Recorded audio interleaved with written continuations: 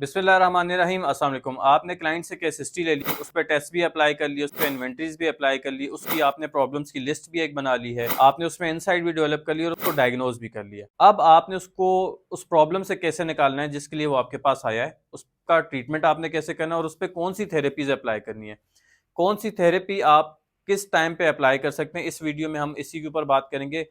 कौन कौन सी टाइप्स की थेरेपीज हैं, उनके फंक्शंस क्या हैं, इसके ऊपर मैं अलहदा से वीडियो बनाऊंगा। आपने उसको ज़रूर देखना है जब भी वो बने, क्योंकि वो इस वीडियो के साथ लिंक होगी।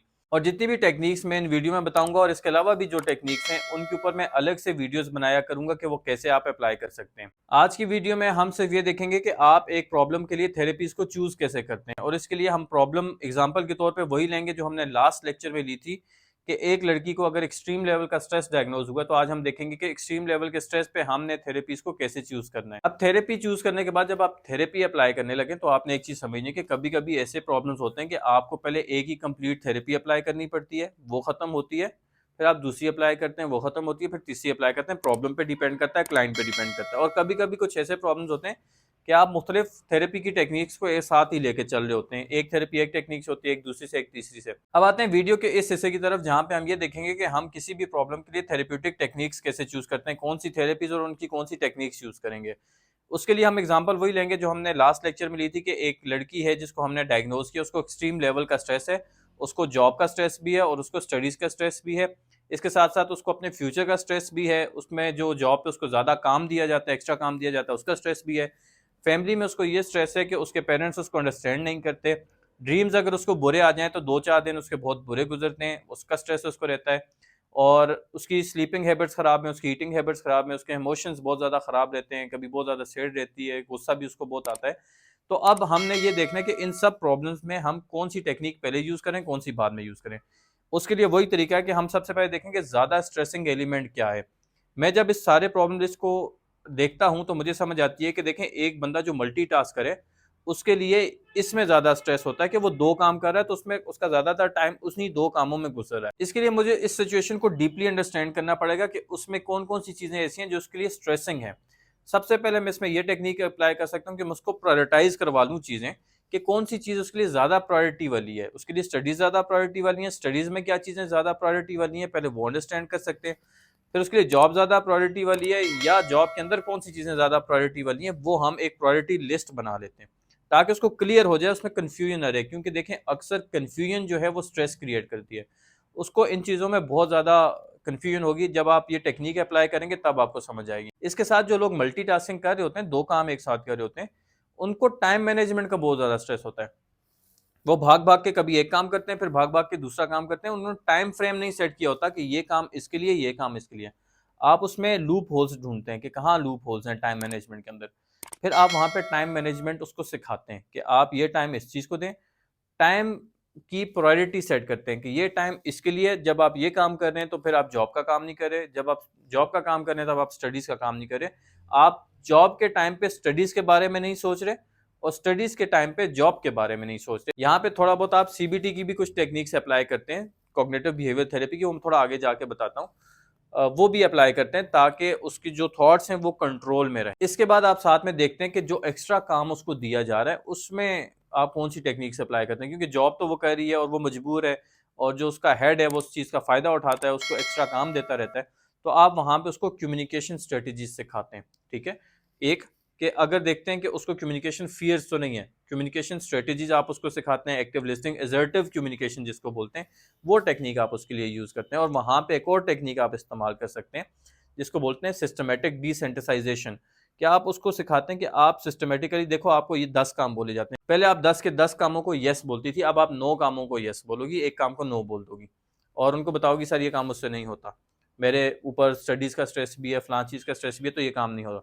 फिर आप 8 कामों को यस बोलोगी, 2 को नो। सिस्टमेटिकली आप नीचे आओगी। और फिर आप एक और काम उसको सिखाते हैं, बाउंड्रीज सेटिंग। आप देखते हैं कि उसने अपनी कोई बाउंड्रीज रखी हुई है कि नहीं रखी हुई। बाज़ औक़ात ऐसा होता है क्लाइंट ने अपने आप को अवेलेबल किया होता है हर बंदे के लिए, जो जॉब जहाँ पे कर रहा है, तो वो क्योंकि मजबूर है, वो डरता भी है बॉस से, तो उसने अपने आप को अवेलेबल कर दिया होता है, हर चीज़ के लिए अवेलेबल है। और उसने कोई बाउंड्रीज नहीं रखी होती, उसकी प्राइवेसी में कोई इंटरफेयर कर लेता है, उसके किसी भी काम में कोई इंटरफेयर कर लेता है।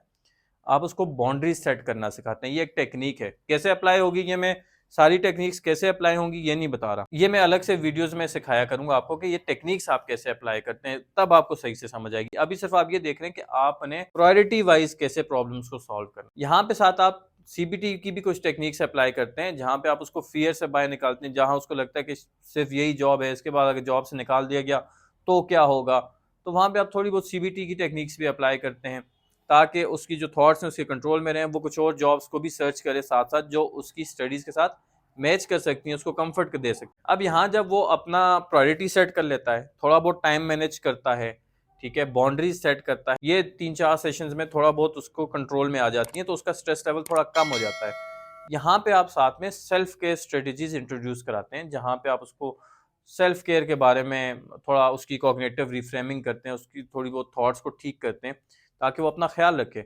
अब उसमें कौन कौन सी स्ट्रेटेजीज हो सकती हैं, स्किन केयर, लड़की है तो स्किन केयर का हो सकता है, लड़का है तो बॉडी केयर का हो सकता है, हेल्थ केयर में जिसमें डाइट के हवाले से हो सकता है, और ये सब चीज़ें सिस्टमेटिकली थोड़ा थोड़ा करके आप सेल्फ केयर इंट्रोड्यूस कराते हैं। जैसे आप देखते हैं कि उसका ईटिंग पैटर्न बिल्कुल ख़राब है, तो आप सुबह भी कुछ नहीं खाना, दोपहर को भी कुछ नहीं खाना, रात को भी कुछ नहीं खाना, तो आप सारा कुछ एकदम उसको नहीं डाइट प्लान बना के दे देते, आप उससे पहले दिन का एक मील ठीक करवाते हैं कि आप सुबह का नाश्ता ऐसा अच्छा करके जाना, फिर उसके बाद आहिस्ता आहिस्ता तो सेल्फ केयर स्ट्रेटेजीज आप साथ साथ इंट्रोड्यूस कराते हैं, जिसमें आप उसका मी टाइम भी रखते हैं कि देखें आप उसको थोड़ी बहुत कॉग्निटिव रिफ्रेमिंग, यहाँ पे सीबीटी आप तकरीबन हर जगह यूज कर रहे होते हैं, आप उसको थोड़ा बहुत ये समझाते हैं कि देखें आप स्टडीज भी कर रहे हैं, आप जॉब भी कर रहे हैं, लेकिन ज्यादा जरूरी क्या है, ज्यादा जरूरी है आपका ये हिस्सा, ये मेंटल हेल्थ। अगर आप देखें मेंटली ठीक होंगे ना तो सब कुछ खराब भी हुआ तो आपको ठीक लगेगा। तो इस सब में आप अपने आप को ना खो दें कहीं, आप अपने लिए थोड़ा टाइम निकालें, उस टाइम में आपको जो ज़्यादा पसंद है, आपको अकेले बैठना पसंद है, आपको कोई और चीज़ पसंद है जिसमें माइंडफुलनेस की टेक्निक्स हैं एंड रिलैक्सेशन की टेक्निक्स हैं, मी टाइम में वो भी अप्लाई हो सकती हैं। जैसे उसको योगा हो सकता है, डीप ब्रीथिंग हो सकती है, पेंटिंग, सिंगिंग, डांसिंग, जो उसको पसंद है आप उसको उस स्ट्रेटेजीज को अप्लाई करते हैं थोड़ा बहुत साथ साथ। अब अगर आप यहाँ तक देखेंगे ना तो हमने पहले उन चीज़ों का एड्रेस किया जो ज़्यादा स्ट्रेसिंग थी, जॉब का स्ट्रेस, स्टडीज का स्ट्रेस, वर्कलोड का स्ट्रेस। उसके लिए जो थेरेप्यूटिक टेक्निक्स हमने अप्लाई की हैं वो थेरेपी से हमने लिए हैं, एक सोल्यूशन फोकस थेरेपी से हमने लिए हैं, एक्सेप्टेंस एंड कमिटमेंट थेरेपी से हमने लिए हैं, नैरेटिव थेरेपी से हमने लिए हैं, डायलेक्टल बिहेवियरल थेरेपी से हमने लिए हैं। मैंने आपको पहले बता दिया कि जो थेरेपीज की वीडियो बनाऊंगा वो आपने लाजमी देखी है, वो वीडियो इस वीडियो के साथ बिल्कुल लिंक होगी। अब आ जाते हैं ड्रीम्स के ऊपर, जो बुरे ड्रीम उसको आते हैं और उसकी वजह से 2-3 दिन उसके बहुत खराब रहते हैं, उसमें आप कौन सी थेरेप्यूटिक टेक्निक अप्लाई कर सकते हैं, वो है कॉग्निटिव बिहेवियरल थेरेपी। इसमें बहुत ज़्यादा टेक्निक्स हैं जो आप इस्तेमाल कर सकते हैं, जैसे आइडेंटिफाइंग नेगेटिव थॉट्स। ये एक नेगेटिव थॉट है ना कि मुझे अगर बुरा ख्वाब आएगा तो कुछ बुरा ही होगा। कितने टाइप्स की नेगेटिव थॉट होती हैं इसके ऊपर भी मैं एक वीडियो बनाऊंगा। आइडेंटिफाइंग नेगेटिव थॉट आप अप्लाई कर सकते हैं। उसके अलावा थॉट डिलेइंग या थॉट टाइम डिले इसको बोलते हैं कि टाइम डिलेइंग टेक्निक्स, कि अभी नहीं बाद में सोचेंगे, वो एक टेक्निक है, वो अप्लाई कर सकते हैं। इसके अलावा आप उस पर थॉट स्टॉपिंग टेक्निक अप्लाई कर सकते हैं और cognitive restructuring and cognitive reframing भी आप इसमें अप्लाई कर सकते हैं। फिर आप देख लेंगे जो उसका पेरेंट्स के साथ रिलेशन है, जहाँ पे उसको लगता है कि पेरेंट्स उसको अंडरस्टैंड नहीं करते, वहाँ पे भी आप डीप एनालिसिस करेंगे कहाँ पे लूप होल्स हैं।